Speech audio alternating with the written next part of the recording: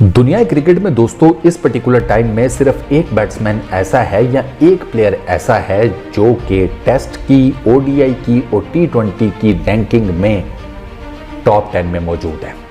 B it a batsman या bowler, Babar Azam. भाई साहब बाबर भाई टेस्ट में 10वें नंबर के ऊपर है। ठीक है, टेस्ट की बैटिंग रैंकिंग में, आईसीसी की रैंकिंग में बाबर भाई 10वें नंबर के ऊपर हैं। थोड़ा सा ज़रा बेहतर कर दें क्योंकि 2 पोजीशनें नीचे गिरे हैं, इसके बाद नीचे गिरे तो टॉप 10 में नहीं आ पाएंगे। तो इस टाइम 10वें नंबर पर हैं वो टेस्ट की बैटिंग में, वो नंबर 1 ओडीआई में हैं बैट्समैन। ठीक है, टॉप पर बैठे हुए हैं बाबर भाई, number 1 ODI batter Babar Azam. टी20 की लिस्ट में, टी20 इंटरनेशनल्स की रैंकिंग में वो 4थे नंबर के ऊपर है। तो इस पर्टिकुलर टाइम में कोई और ऐसा बैट्समैन नहीं है, कोई ऐसा बॉलर भी नहीं है कि जो तीनों फॉर्मेट्स की जो रैंकिंग है उसमें टॉप 10 में आता हो, सिवाय बाबर आजम के। क्योंकि बाबर भाई ने ना काम बहुत किया हुआ है। ठीक है, अब मैं आपको एक चीज़ बताता हूँ। बाबर भाई के 52 मैचेस हैं, टेस्ट मैचेस, 3898 रन हैं, 9 उनकी सेंचुरी हैं, 26 उनकी 50s हैं।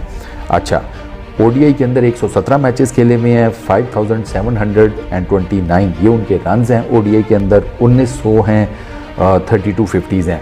2000 करके ना ओडीआई के अंदर पाकिस्तान के लिए ओडीआई क्रिकेट में सबसे ज़्यादा सेंचुरीज करने वाले वो बैट्समैन बन जाएंगे। अच्छा, टी20 इंटरनेशनल्स में 109 मैचेस खेले हुए हैं, 3698 रन्स हैं, 3 उनके टी20 इंटरनेशनल में 100 हैं, 33 50s हैं।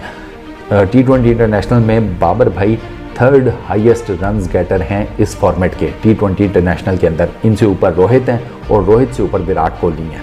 ये बाबर भाई का अभी तक का जो स्टैट है, जो उन्होंने तीनों फॉर्मेट्स में रन्स कमाए हैं।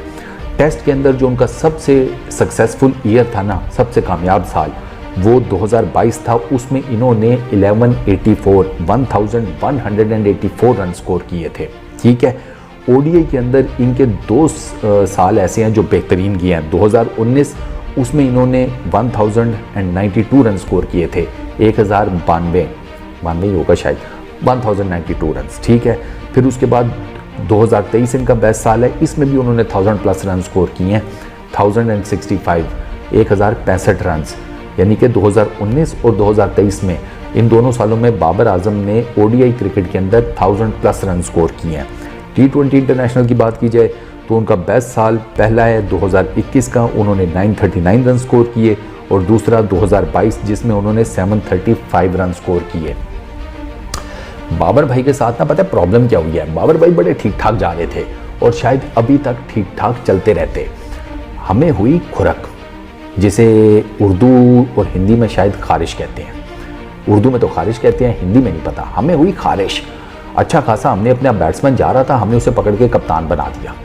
और जब हमने बाबर भाई को कप्तान बनाया तो आपको पता है, कप्तान तो पाकिस्तान इंडिया में कप्तानी जो है ना क्रिकेट टीम की, ये भाई साहब ऐसे समझो कि नेज़ों का बना हुआ कोई थ्रोन हो ना, ताज, उस पर बैठने की तख्त, ये उस पर बैठने के बराबर है। नेज़ों का बना हुआ तख्त, उस पर बैठना पड़ता है। तो बाबर भाई को उनकी कप्तानी ने ना बड़ा डैमेज किया, क्योंकि बाबर भाई कप्तान बनने के बाद उस तरीके का परफॉर्म नहीं कर सके जिस तरीके का वो कप्तानी से पहले कर रहे थे। अब चलो, अब कप्तान बना दिया, फिर भी अब जिस तरीके से उनका आउस्टर हुआ, जिस तरीके से उनको निकाला गया, वो ठीक है, उन्होंने खुद ही रिज़ाइन किया तीनों फॉर्मेट से, लेकिन किस को नहीं पता कि उन्हें किस तरीके से निकाला गया, उन्हें कितना प्रेशराइज किया गया था कि इवेंचुअली उन्होंने खुद ही रिज़ाइन दिया। प्रेशर, मेंटल टॉर्चर उनको किया गया दबाकर। ठीक है, कि कप्तानी छोड़ो, फिर अल्टीमेटली उसे छोड़नी पड़ी क्योंकि उसकी मेंटल जो हेल्थ है वो ठीक ठाक डिस्टर्ब होना शुरू हो गई थी। ये मैं आपको इनसाइड बात बता रहा हूँ कि बाबर आजम, उसने मेंटली ठीक ठाक किस्म का टोल दिया इस सारे मामले में, उसकी कप्तानी से रिलेटेड। तो जो हमने जिस तरीके से उसको कप्तानी से निकाला वो भी फिर आपके सामने है। यार इतना भोंडा तरीका था। हरभजन सिंह ने रिसेंटली उनकी स्टेटमेंट मैंने पढ़ी थी, उसने कहा कि यार बाबर आजम को आपको कप्तानी से नहीं हटाना चाहिए था। अच्छी खासी आपकी टीम चल रही थी, वो आप एक मीडियोकर सी टीम है, आप कई मरतबा बहुत अच्छा खेलते हैं, कई मरतबा बहुत घटिया खेलते हैं। जब आप बहुत अच्छा खेलते हैं आप जीते हैं। आप बाबर आजम के अंडर हमने बड़े मल्टीपल किस्म के मेजर मैचेस जीते हैं, टूर्नामेंट्स भी जीते हैं। यार हम न्यूजीलैंड में ट्राई सीरीज़ जीत कर आए थे और हमारा एस बॉलर शाहीन उस टूर्नामेंट में नहीं था। उसके ना होते हुए भी हम न्यूजीलैंड को उसके घर में मार कर आए थे ट्राई सीरीज़। बांग्लादेश भी था उसमें। हमने इंडिया के अगेंस्ट ज़बरदस्त किस्म का 10 विकेटों से मैच जीता। हमने 3 मैचेस जो हैं वो 200 प्लस T20 इंटरनेशनल के जीते हुए, ठीक है, चेज़ किए हमने। बाबर आजम ही कप्तान था सर। बाबर आजम की कप्तानी भी ठीक चल रही थी लिटरली, मतलब ठीक है उसकी फॉर्म उस तरीके की नहीं लग रही थी, लेकिन बीच बीच में वो अच्छी इनिंग्स खेल रहा था। हमने उसको ना जिस तरीके से पहले कप्तान बनाकर गलती की और उसके बाद उससे बड़ा गुनाह किया जिस तरीके से उसको कप्तानी से फारिग किया। तो अब आप देख लें बाबर आजम की क्या पोजीशन है और अंदाज़ा करें कि यार इस बंदे की कितनी ज़बरदस्त किस्म की पीछे परफॉर्मेंसेस चलती आ रही हैं कि आउट ऑफ फॉर्म होने के बावजूद बंदा अभी तक तीनों जो फॉर्मेट्स हैं क्रिकेट के, उनकी बैटिंग की जो रैंकिंग्स हैं टॉप 10 में से बाहर नहीं निकला अभी तक। इससे आप अंदाज़ा लगाएं, वरना आप देख लेना बाबर आजम क्या बना है उसका T20s के अंदर या टेस्ट क्रिकेट के अंदर। चलें टेस्ट क्रिकेट बाकी छोड़ें, ऑस्ट्रेलिया का टूर आपके सामने है, ये न्यूजीलैंड में तो चलो वो फिर 3 50s मार गया। टेस्ट क्रिकेट में क्या है, लेकिन अभी तक वो टॉप 10 के अंदर ही है। हाँ वो जिसे कहते हैं बॉर्डर लाइन पर आ गया, वो एक अलग चीज़ है, लेकिन सर खड़ा तो है, अभी तक तो खड़ा है तीनों फॉर्मेट्स में। हालांकि आउट ऑफ फॉर्म है, काफ़ी टाइम हो गया, अब आहिस्ता आहिस्ता शुक्र है फॉर्म वापस आई है।